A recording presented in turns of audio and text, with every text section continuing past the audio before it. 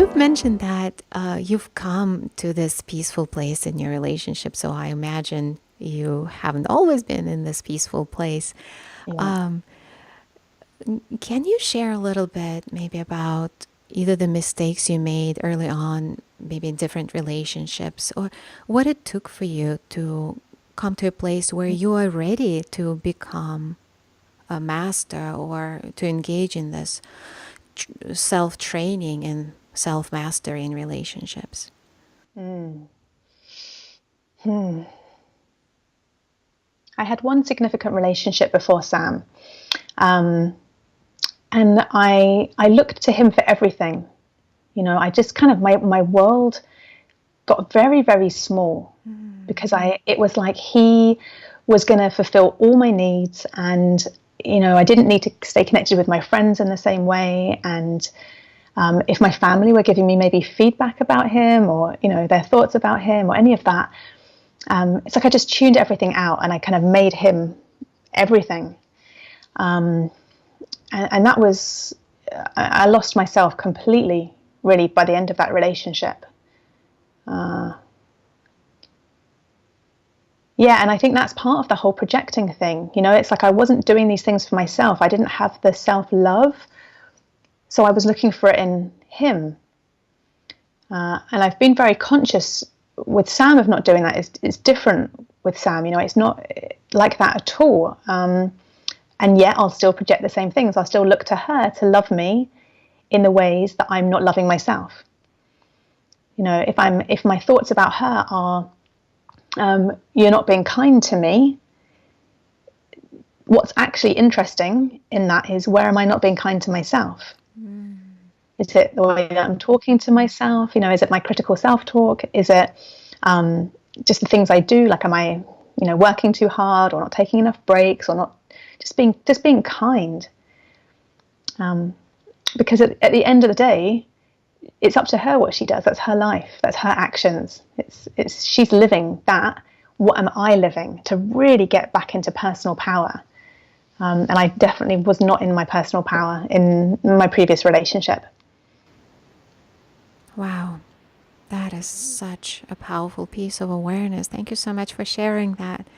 Mm. I find that women often end up in this trap of giving away our power. We're conditioned that way, Mm. intergenerationally. And so relationships, they are a very convenient place to give away our power.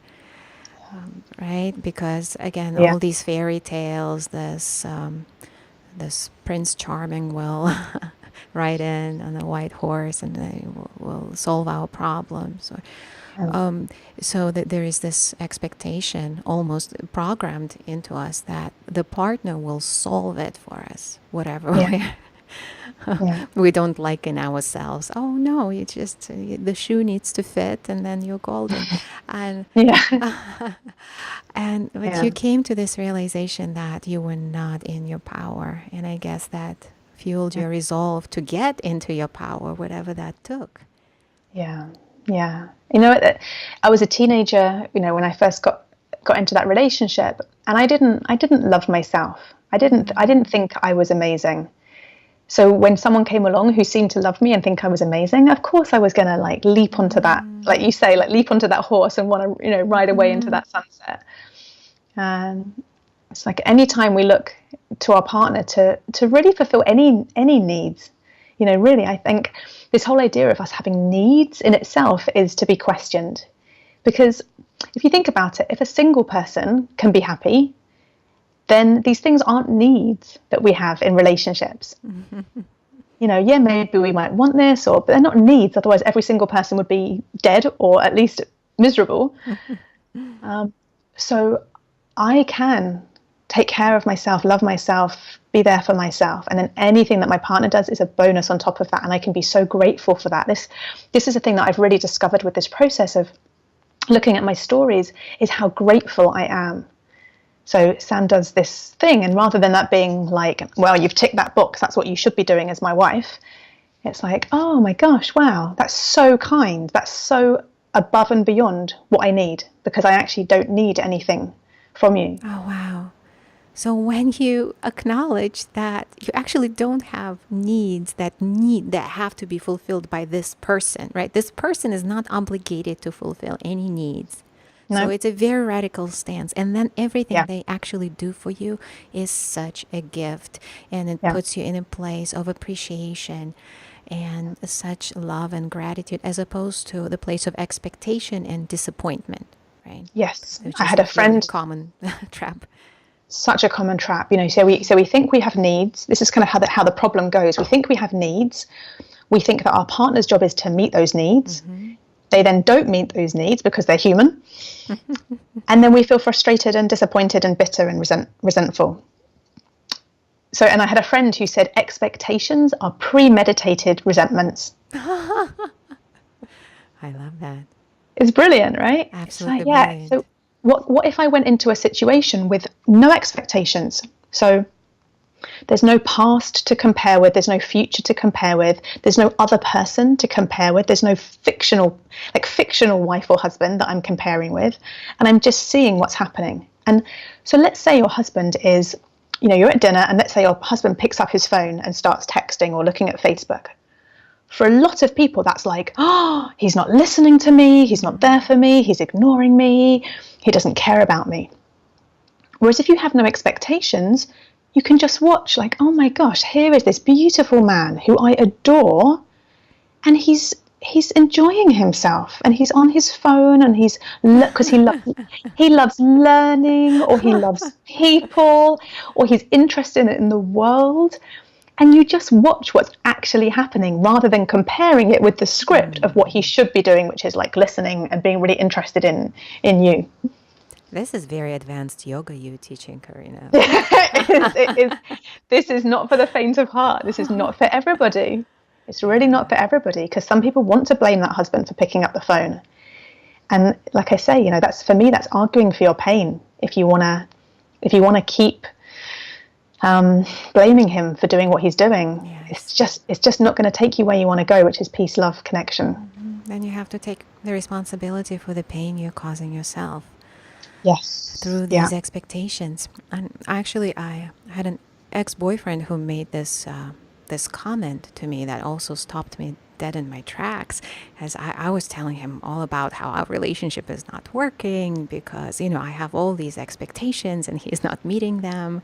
And he listened, and then he said, every time you would come over, like in the beginning of our relationship, I would be so excited to come to the door and open the door, and there you were. And now I open the door, and all I see is a crowd of expectations standing there, and I don't even see you. I'm like, oh my God. Wow. He was right. I mean, although the relationship was not working and everything, and ultimately we were not meant to be together Yeah. at that point anymore. Yeah. But he was absolutely right, and I did take that lesson with me. And keeping my expectations in check has been so, so, so liberating for me. But the way you're describing this experience, right, when you can sit at a dinner table and look at your partner checking his phone and just be with them in that moment, not in your head thinking, how dare he doesn't care about me, how rude, what is he thinking, right? Yeah. That's the experience you're creating. And the actual experience is you are together and he's doing something. And it's like just this, in the same way as you would be relating to the sky, to nature, right? To anything and the ocean, that you are just in the presence of this Yeah. magnificence unfolding through your partner. Okay, so Yeah. the magnificence is checking his phone. So what? And it's like, if, and this is going to sound really drastic, but imagine that he had died, you would give anything for him to be there Oh checking my his God. phone. Oh, absolutely. Yeah. And so if we can live like that, like it's like the baseline is he's not here, so then he's here, and so like you say, it's magnificent. It's like, it just brings you to tears that he's checking his phone, because he's checking his phone, like checking for yourself. I'm here. I can feel the chair underneath me. I can feel the temperature of the room. I'm safe. I'm happy. I'm well. I'm okay. That's what peace is, when you are just in yourself, not trying to change his world. Amazing. Well, you've come to such a place of wisdom. So I'd love to know a little more about your path. So I Mm. understand from knowing a little bit about your story that you identify as bisexual, right? Yeah. So can you share a little bit about how this has been for you, recognizing that your sexual orientation was not straight, right? Mm. And how this kind of shaped your relationship with yourself and other people, what was coming out process like for you?